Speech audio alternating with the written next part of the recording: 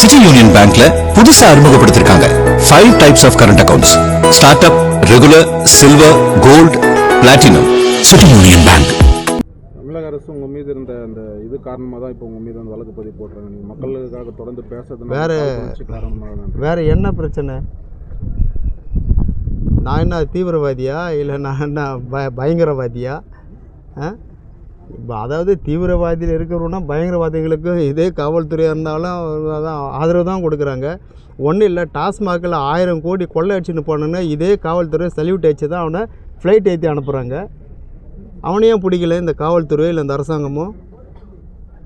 எத்தனை கோடி லஞ்சம் லாவண்யம், இதெல்லாம் கண்டுக்காத காவல்துறை இந்த அரசும் எந்த பிரச்சனையுமே இல்லாமல் ஒரு சாதாரண மனிதர்கிட்ட இவ்வளவு நெருக்கடியை கொடுக்க வேண்டிய காரணம் என்ன?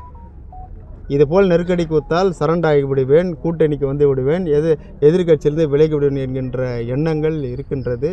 ஆக என்ன வந்தாலும் நாங்கள் நீதிமன்றத்தை நாடி இருக்கின்றோம், நீதிமன்றத்தை நம்புகின்றோம். எப்போது இருந்தாலும் நியாயம், அது உண்மை வெளிப்படும். கண்டிப்பாக நாங்கள் சட்டத்திற்கு கட்டுப்பட்டவர்கள். ஆக நியாயத்தை எதிர்பார்க்கின்றோம். எப்போது இருந்தாலும் உண்மை வெளிவரும். ஆக இந்த மிரட்டலுக்கெல்லாம் நானும் என்னுடைய இயக்கத்தை சார்ந்த புரட்சி பாரதமோ அடிப்பணியாது, அஞ்சாது என்பதை தெரிவித்துக் கொள்கிறேன். வரும் தேர்தலில் 2026 இதே தொகுதி கேட்டு பெறுவீங்களா, இங்கே நிற்பீங்களா? அது கூட்டணி பேசுகிற நேரத்தில் தான் தெரியும்.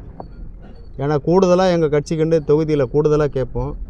அப்போ கூடுதலாக கேட்கும்போது எத்தனை தொகுதி வருது, எந்தெந்த இடம் வருது, எங்கெங்கே யார் யார் நிறுத்தணும் அப்படின்றத அது பேச்சுவார்த்தை மூலிமா தான் தெரியும். அப்போ தான் தெரியும்.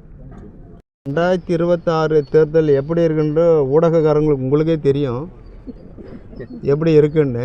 அது என்னை கேட்டு நீங்கள் தெரிஞ்சுக்கணுன்னு அவசியமே இருக்காது. எப்படி இருக்கிறதெல்லாம் திமுக கூட்டணி உடைய போகிறது. விஜய் கூட 2-3 கட்சிகள் சேரப்போகிறது. விஜய் தனித்து நிற்கப் போகிறார். அதிமுக கூட்டணி அமோக வெற்றி பெற்று ஆட்சி அமைக்கப் போகிறது.